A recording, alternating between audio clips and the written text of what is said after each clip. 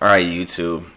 Is a liberal media, specifically Michael Moore, going to give up and admit Trump won the election? Let's set the record straight. The short answer is no, he will not.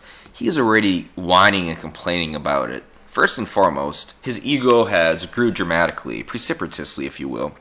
He was right about Trump winning the election, as were many others, myself included. But since that has happened, he's been invited on numerous talk radio shows, or talk TV shows.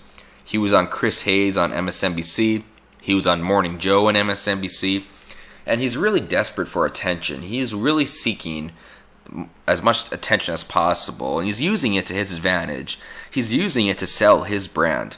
He even went to Trump Tower. Here's his Twitter. It says, quote, "I was able to get into Trump Tower and deliver him a message. You lost. Step aside. Secret Service took the note I wrote up and went to give it to him." So first and foremost, I don't think he understands that Trump did not lose the election. Why Trump didn't lose the election? Because the election is not based on popular vote. If it was based on popular vote, the candidates will only need to pander to the urban areas. They would only need to go to New York, Texas, and California. The smaller states wouldn't matter. And our founding fathers knew that. And that is why, actually, we have an electoral college. Because we are not a democracy. We are a republic. And every state, no matter how big, no matter how small, deserves some type of representation. And that is essentially what the electoral college is for. Representation of the states. Or else candidates, like I just said, would only have to go to large urban areas to acquire the vote that they need. And they would ignore everyone else. And he doesn't seem to understand this. And he did this on a live Facebook video as well. That just shows you he's really getting power hungry now. He wants most attention of all because he was right about one thing in his life. So now he's also getting more into it here too. He has to-do lists.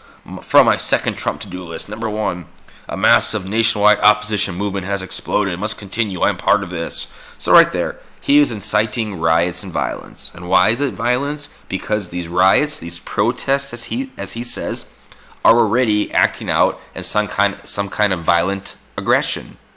So it's not a movement, it's a riot.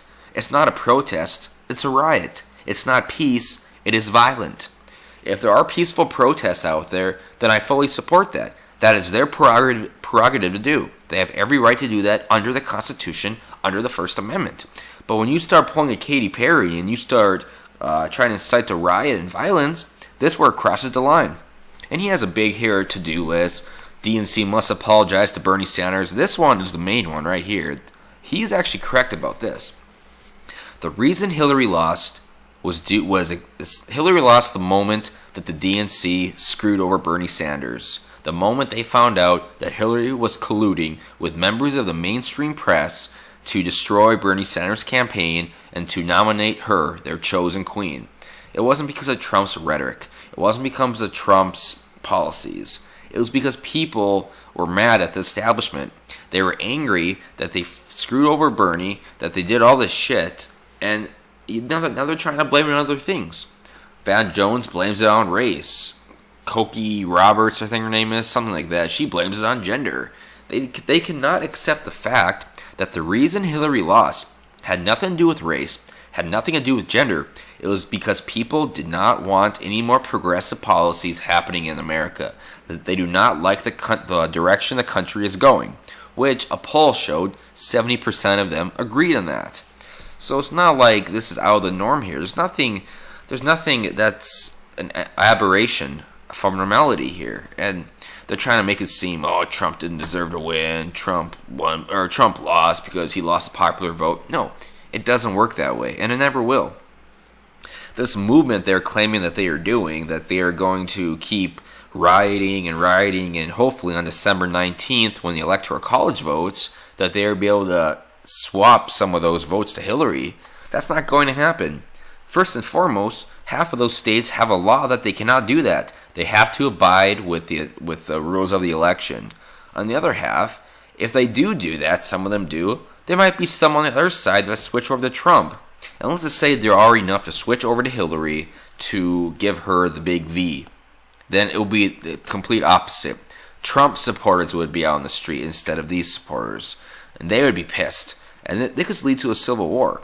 So people like him, he knows this. He knows there's no chance that's going to happen, yet he is preaching violence. He is inciting riots, all because he wants the attention. And if he can manipulate all of these people, these young millennials, who actually believe that they have a chance for Hillary to still get elected, well, that's going to make him a star in their eyes. And that's going to make them believe in him and trust in him, buy his products, buy his movies. So it's really interesting. It's really funny that he is technically taking advantage of these people for his brand, which is essentially what he's claiming that Trump is doing. For all those rioters and violent protesters, nothing will come out of this. You're not making a point to anyone. All you are doing is proving that you guys are sore losers. You lost fair and square. She lost fair and square. Get over it. And I'm done.